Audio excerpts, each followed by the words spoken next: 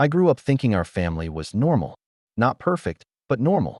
Our home had this quiet rhythm to it, like the kind of place where everything has its place. The smell of coffee in the morning, the soft hum of the old ceiling fan, my parents. In the kitchen discussing some minor business decision while I tried to focus on my own work. I felt proud, really proud, to be part of it all. The family business wasn't just a job or a legacy. It was this living, breathing thing that I grew up around. I learned the ropes from the ground up, watched my parents make hard choices, and I thought one day I'd get to make them too. Visually, it looked like a dream. I'd walk through the office corridors, sunlight streaming through the tall windows, papers neatly stacked on mahogany desks, and I'd feel important. Like I belonged. And in some ways, I did. I had earned respect for my work ethic, my attention to detail. People would nod when I spoke, and I'd think, yeah, I'm part of this. I'm trusted. But even then, there were these small, almost invisible moments that stuck with me. Compliments my brother got that I didn't. Decisions left in his hands while I quietly took notes. My parents' eyes lighting up when he made a point during meetings. I remember thinking, one day, I'll show them what I'm capable of. I just need to prove myself. I wanted their approval. Not because I needed to be liked, but because I wanted to matter in the ways that counted. Sometimes I'd catch a glance between my parents, a smile, a nod, when he suggested something, smart or clever, and I'd tell myself, maybe it's just experience. Maybe he's ready for more. And yet, there was this small, nagging feeling I couldn't shake, like a whisper at the back of my mind. Am I enough? Those early years, walking through the office, organizing reports, answering calls, attending meetings, it all felt like the calm before something. The world was structured, predictable, safe. And maybe that's why I didn't see it coming. I thought family meant balance. I thought hard work meant recognition. I thought love meant fairness. But life has this way of teaching you that. Even in the quietest moments, tension can be simmering just beneath the surface. And that tension, subtle as it was, would grow in ways I couldn't imagine. Looking back, there were so many little things I should have noticed, tiny cracks in the foundation that I chose to ignore. At the time, I told myself I was being paranoid, or maybe just sensitive. But now, I see the signs clearly. Meetings would happen without me being invited, or decisions would be made in hushed tones when I stepped out of the room for a moment. I'd hear my parents praise my brother for ideas I had suggested weeks ago. I remember one morning, standing by the office coffee machine, overhearing my father say, "I trust him with this. He just has a knack for it." And me, silently nodding, forcing a smile, pretending it didn't sting. Visually, I can picture it. The sunlight bouncing off the polished floor as I walked down the empty corridor, the faint hum of the air conditioning, the soft shuffle of papers from a meeting I wasn't invited to. I'd glance at my phone, messages from my parents left unanswered, invitations to family discussions ignored. Each one was a little push, a reminder that maybe I wasn't as central as I thought. There were small moments at home too. My brother would get special attention during family dinners, casual compliments that somehow carried more weight when directed at him. "You've got a good head on your shoulders," they'd say, smiling. And I'd sit there, fork in hand, tasting the food but not really tasting it, thinking, am I invisible? Or am I just imagining things? Flashbacks hit me randomly, sharp and bittersweet. I remember my 10th birthday, blowing out the candles on a cake my parents had baked. My brother got a high five, an extra slice of cake, the kind of gesture that made me feel small even in my own celebration. Or the first time I closed a deal for the business, thinking I had finally proven myself, only to hear them recount the story months later as if I'd done nothing that I wanted to confront it, to speak up. But there was this hesitancy, a fear of being seen as ungrateful, or worse, rebellious. And so I stayed quiet, trying harder, proving myself in subtle ways, staying late at the office, handling tasks no one else wanted, making sure everything ran smoothly. I convinced myself that one day it would pay off, that one day they would see. But the truth is, those small hints were warnings. Every ignored message, every overlooked contribution, every fleeting glance of favoritism, they were all pieces of a puzzle I didn't know I was assembling. And by the time I realized it, the picture would be unrecognizable. I still remember the exact moment I found out. The way the sunlight streamed through the office window that morning, hitting the polished mahogany desk just right, making it gleam. I was going through the usual reports, sipping my coffee, when my father called me into his study. There was a weight in his eyes, something heavier than usual, and my stomach sank before I even realized why. He handed me the document without a word. I remember my hands trembling as I unfolded it. The words on the page might as well have been written in stone. The family business was being transferred, completely, to my brother. I read it over and over, hoping that my eyes were deceiving me. Maybe it was a draft. Maybe it was some mistake. But no. Every line screamed reality, cold and unyielding. I remember the sound of my own heartbeat. It was like a drum in my ears, loud and accusing. My mind went blank for a moment. I stared at the words, then at my father, then at my mother, who was sitting quietly in the corner. Their faces were calm, composed, like they had rehearsed this moment 1,000 times. And me? I felt like I was being erased.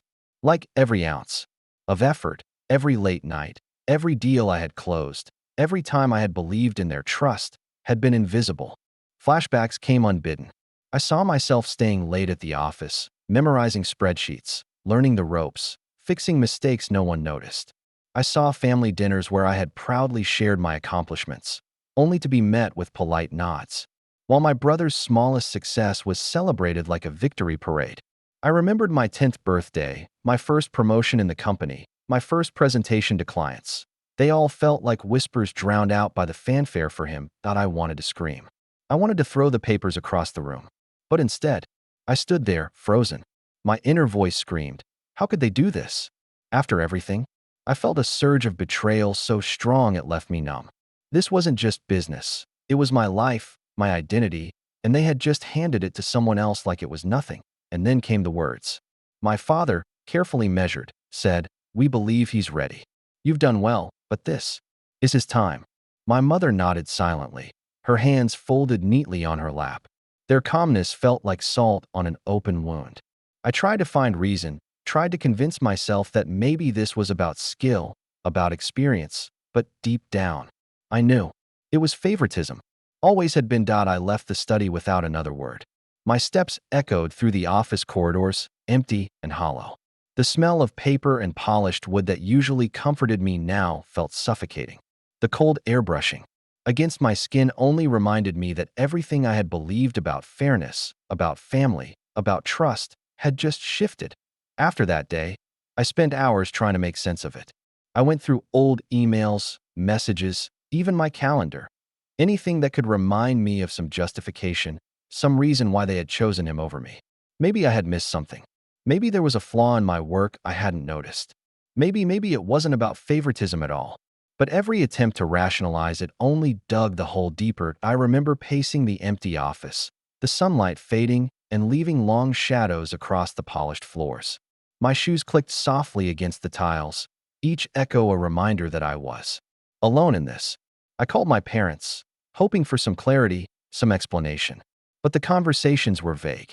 We think this is best for the company, they said. You'll understand in time. Understand? I thought bitterly. How could I understand that the years I devoted, the sacrifices I made, meant nothing? I replayed meetings in my head. The moments I had suggested strategies, the times I had stayed late to fix problems before anyone noticed, the presentations I had led, only to watch them be quietly credited to my brother. I felt like I had been invisible in plain sight. And the worst part was the silence. Not a harsh word, not a confrontation, just a polite, calculated avoidance of the truth. Flashbacks came in waves, sharp and vivid. I remembered my parents showing off my brother's first successful deal to relatives, while mine was barely mentioned. I remembered the first time I stayed at the office until midnight to correct a critical error, only to have him praised later for handling a tricky situation. Each memory was a sting, and yet I clung to them, trying to extract some understanding, some justification, some reason that could make the betrayal feel less personal. That I found myself asking the same questions over and over. Did I do something wrong? Was I too ambitious, too outspoken, to me? And the more I questioned, the more the resentment built silently inside me. My mind was a storm, swirling between confusion and frustration, hope and despair. I would sit by the window, staring out at the city below, The late afternoon sun casting gold across rooftops, and I realized that understanding might never come from them. It had to come from me, from my own reckoning with the unfairness, the favoritism, and the betrayal. And even as I reached that realization, I couldn't shake the knot in my chest, the ache in my heart, or the silent voice whispering, "They chose him over you." And it wasn't about merit. The days that followed felt heavier than anything I had experienced before. Every meeting, every family dinner, every casual glance felt like a reminder that my place, the place I had thought was mine, had been quietly erased. I watched from the sidelines as my brother stepped into the role I had envisioned for myself. And with every decision he made, every praise he received, the ache in my chest grew sharper. I remember standing by the office window one morning, coffee cooling in my hand, as he signed contracts and met with clients. The sunlight reflected off the glass, and I couldn't help but notice how naturally everyone deferred to him. Their smiles, their nods, their laughter, all of it directed at him. Like I was a ghost walking among the living. I felt invisible. The work I had done, the late nights, the moments I had gone above and beyond, none of it seemed to matter. At home, the tension was just as suffocating. My parents would ask about my day, about minor tasks, but the weight in their eyes always seemed to linger on him. Compliments were given, advice was sought, trust was placed, always toward him. And me? I became quiet, careful with my words, as if my voice might somehow disrupt the illusion that everything was fine. Flashbacks hit me relentlessly. I saw my past self, young and eager, pitching ideas in meetings, staying late to correct errors. No one noticed. I remembered the time I had managed a crisis with a major client, staying at the office until midnight, only for the outcome to be attributed to my brother months later. I had thought my efforts would speak for themselves, but they had been drowned out by favoritism. Even my personal victories felt hollow. A promotion here, a compliment there. It was like trying to fill a wound with water. Nothing stuck. Nothing healed. I was hurt, yes, but beneath the hurt was something sharper. Resentment. Resentment at my parents for their blind trust, at my brother for his unintentional advantage, and at myself for believing that loyalty and hard work would ever be enough. That I started to withdraw, quietly observing, carefully measuring my words, avoiding the moments that might draw attention. The office, once a place of pride, became a gallery of what I wasn't, a place to watch someone else live the dream I had nurtured. Even the sounds, the rustle of papers, the low hum of computers, the echo of footsteps, seemed louder now, accusing me silently. You're not the one they chose. And yet, amid the hurt and the resentment, a small, stubborn part of me refused to give in completely. It whispered, faint but clear, this isn't the end. You're more than their decision. You'll find a way to prove it, not for them, but for yourself. That I couldn't hold it in any longer. Every ignored message, every slight, every subtle reminder of my place, or rather, my absence, had piled up into this unbearable weight. That evening, I found myself standing in the office alone, papers scattered, heart hammering like it would burst through my chest. I had rehearsed what I would say 1,000 times, each version more controlled than the last. But now, standing there, all I could feel was raw, scorching anger. When I confronted my parents, I didn't hold back. How could you do this? After everything I've done, my voice cracked despite my attempt at composure. My father's expression didn't change. My mother's eyes remained calm, almost distant, and that calmness felt like a blade slicing through me. I wanted to cry, to scream, to throw the documents across the room. But instead, I let the words tumble out like a flood. I couldn't stop. That I turned to my brother, who looked genuinely confused, maybe even hurt that I was upset. I don't think he realized the depth of what I had felt all these years, the late nights, the sacrifices, the relentless effort to prove myself, all overshadowed without acknowledgement. My anger mingled with heartbreak. I loved my family, and yet, in that moment, it felt like they had chosen someone else over me. Flashbacks flooded in uncontrollably, childhood moments of seeking approval, trying desperately to make my parents notice me. Evenings spent helping them in the office while my brother was praised for lighter efforts. The countless times I stayed late to fix problems, only to watch him receive accolades. Each memory was a sting that pressed deeper into my chest. fueling my fury and my grief simultaneously. The confrontation wasn't loud, not in the way people imagine explosive arguments to be. It was a quiet, searing storm, words cutting softly but deeply, each accusation a reflection of years of buried pain. My parents attempted to explain, to justify, to rationalize, but their calm, measured voices only intensified my sense of betrayal. I realized then that explanations couldn't undo what had been done. They couldn't give me back the years I had poured into something that wasn't mine to claim. That I left the room, hands trembling, vision blurred with unshed tears. The corridor felt endless, the polished floors stretching on like a reminder of my isolation. The smell of paper and ink was suffocating. My mind raced. How could they not see me? How could they hand over my dreams like this? I felt a mix of anger and heartbreak so intense it left me nearly speechless. And yet, amid the storm inside me, a quiet voice whispered, faint, almost imperceptible, but determined, "You can't let this break you." Not completely. You have to find a way through. After that confrontation, I needed distance. I needed space to breathe, to think, to feel without the constant reminders of what I had lost. I retreated to my apartment, the walls suddenly feeling both protective and suffocating. The familiar smells, the faint trace of coffee, the leather of my chair, the quiet hum of the refrigerator, were comforting, yet every object seemed to whisper memories of what had been stolen. That I spent hours alone, walking through the dimly lit streets at night, the city quiet except for the distant hum of traffic. Streetlights cast long shadows that mirrored the shadows in my mind. I would pause on a corner, feeling the cool night air brush against my skin, and think about the years I had devoted to a family that seemed to value someone else's efforts more than mine. Each breath felt heavy, as if the world itself knew the weight I carried. Flashbacks were relentless. I saw my younger self rushing to meetings, staying late at the office, learning the business from the ground up. I remembered the small victories, the first contract I closed, the first client I won over, the first time my parents seemed proud of me. And I saw the contrast, the way my brother's smallest achievements were celebrated, elevated, placed on a pedestal, while mine were quietly filed away, unrecognized. That I started keeping a journal, pouring my thoughts onto paper, trying to make sense of the storm inside me. Questions gnawed at me. Am I enough? Was all my effort meaningless? Did they ever see me at all? Writing didn't provide answers, but it gave voice to the pain that had been trapped inside for so long.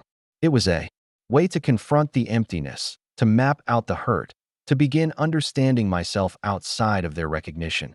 Evenings were the hardest. Sitting by the window, watching the city lights flicker against the dark sky, I reflected on the person I had been and the person I wanted to become. For the first time, I realized that my worth couldn't be dictated by their choices or favoritism. I had to reclaim it for myself, find validation within, and define success on my own terms. The retreat wasn't about surrender.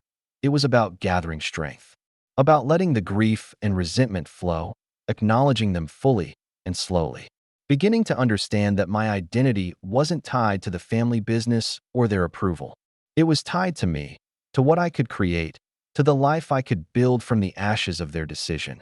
And in that quiet reflection, amid the shadows and the loneliness, a small seed of resolve began to grow. I didn't know yet what form it would take, but I knew one thing for certain. I wasn't done.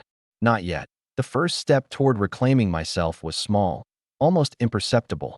I started taking control of my time, my work, my choices, decisions that had once been dictated by the family business or by my parents' expectations. I rented a small office space, painted the walls myself, and arranged it just the way I wanted. The smell of fresh paint mixed with coffee and paper gave me a strange sense of liberation, like the room itself was a sanctuary for the new version of me. That I began reaching out to old contacts, building relationships I had neglected while trying to prove myself at home. Each meeting, each handshake, each phone call was a reminder that my efforts mattered because I decided they did. I wasn't waiting for validation anymore. I was creating my own path. And with every small win, my confidence grew. I realized something I had never admitted before. My worth didn't depend on anyone else's approval. Flashbacks would still come, sharp and raw, but they no longer felt like chains. I remembered the late nights, the endless spreadsheets, the overlooked successes, but now they served as fuel. I used that energy to push myself further, to work harder, to prove not to my family, but to myself that I was capable. Every project I completed, every milestone I reached, became a quiet rebellion against the years I had felt invisible. Visually, I imagined the new office, sunlight spilling across my desk, a whiteboard filled with plans and ideas, the city skyline stretching beyond the windows. I walked through it each morning, not with the weight of expectation on my shoulders, but with a sense of purpose and pride. I was no longer living in the shadow of their favoritism. I was creating my own light. And it wasn't just about work. I started reclaiming parts of my personal life I had neglected: friends, hobbies, moments of joy. I allowed myself to laugh freely, to celebrate achievements quietly but genuinely. I felt a growing sense of empowerment that was steady, deliberate, and deeply satisfying. That I realized then that life isn't about waiting for someone else to give you permission or recognition. It's about taking what you've earned, finding your own path, and refusing to let anyone else define your value. And in that moment, standing in my own space, I felt a quiet triumph. I was finally becoming the person I had always wanted to be: stronger, self-reliant, and unafraid. After months of building my own path, I finally felt ready to face them. Not with anger, not with desperation, but with clarity. I knew now that their choices didn't define me. I knew that my worth wasn't measured by their approval. And yet, there was a part of me that needed this confrontation, a part that wanted to put all the lingering questions to rest. The meeting was quiet, almost surreal. We sat in the neutral space of a small conference room, sunlight filtering through blinds, dust motes dancing in the light. My brother looked at me nervously, unsure of what to expect. My parents, as always, maintained a calm facade, but I could see a flicker of curiosity in their eyes, a recognition that something had shifted. That I spoke slowly, deliberately, letting each word land. I spent years trying to prove myself. I stayed late. I worked hard. I gave everything I had. And yet, when the business was handed over, it wasn't me. I need you to understand how that felt. My voice didn't break. My heart didn't race. I had practiced this for months, but it wasn't rehearsal that gave me strength. It was truth. They tried to explain. Their words were careful, polite, measured. "We thought he was ready," my father said. "We wanted the best for the company." My mother nodded, adding a quiet, "We hope you understand someday." I listened, but this time, I wasn't desperate for justification. I wasn't trying to debate or argue. I was simply stating my truth. Flashbacks appeared, not as pangs of pain, but as markers of growth. I remembered every late night, every overlooked contribution, every moment of doubt, and I realized they had all led me here, to this point where I could confront them without crumbling. My voice carried not bitterness, but clarity. "I understand your choice. I don't need your validation, but I needed you to know what it felt like." My brother shifted uncomfortably, and I could see a mix of guilt and confusion in his eyes. He hadn't meant to hurt me, but the truth was he had been handed opportunities one had earned. And now, seeing me stand tall, articulate, self-assured, I think he realized that I wasn't broken. I was rising to be. By the time I left that room, something had changed. Not them, not the past, not their decisions, but me. I had confronted the hurt, spoken my truth, and reclaimed the power that had been quietly slipping away for years. I walked away lighter, freer, finally able to close that chapter without resentment, without anger, just clarity and strength. The days after confronting them felt different. Lighter. Not because the past had changed, but because I had. I no longer carried the weight of their decisions, no longer sought validation from people who had never truly understood my worth. For the first time in years, I felt the quiet, steady pulse of freedom. I walked into my new office that morning, sunlight spilling across the desk, the city skyline stretching endlessly beyond the windows. I poured myself a cup of coffee and let the aroma fill the room, savoring the simple pleasure of being in a space I had built for myself. Each detail, the layout, the colors, the carefully chosen furniture, was a reflection of who I was, not who I was expected to be. Work became more than a necessity. It became a canvas. I nurtured my ideas, my projects, my vision. The clients I met were drawn not just to what I offered, but to the confidence and clarity I carried with me. And slowly, almost imperceptibly, I started to see results, not in accolades or applause, but in the quiet satisfaction of knowing I was creating something meaningful with my own hands. Even outside the office, life felt fuller. I reconnected with friends, laughed more easily, and allowed myself to enjoy moments I had previously ignored while chasing approval. I traveled, explored, and discovered new passions. Each experience reminded me that happiness wasn't tied to recognition. It was tied to presence, effort, and the courage to claim my own path. Flashbacks still came, but they no longer hurt. They served as reminders of my journey, of the strength I had cultivated in the face of betrayal and disappointment. I remembered the late nights, the frustration, the heartbreak, and I felt pride. Those experiences had shaped me, but they did not define me. I was the author of my story now. I stood by the window one evening, watching the sun dip below the horizon and paint the sky with gold and crimson. I realized that I had truly moved forward. The past no longer controlled me. The family business, their choices, their favoritism, all of it was behind me. What lay ahead was mine to shape, mine to claim, mine to live. And in that moment, I felt it fully. Peace. Quiet, steady, unshakable. The storm had passed. I had endured, I had grown, and I had reclaimed my life. And now, finally, I was free.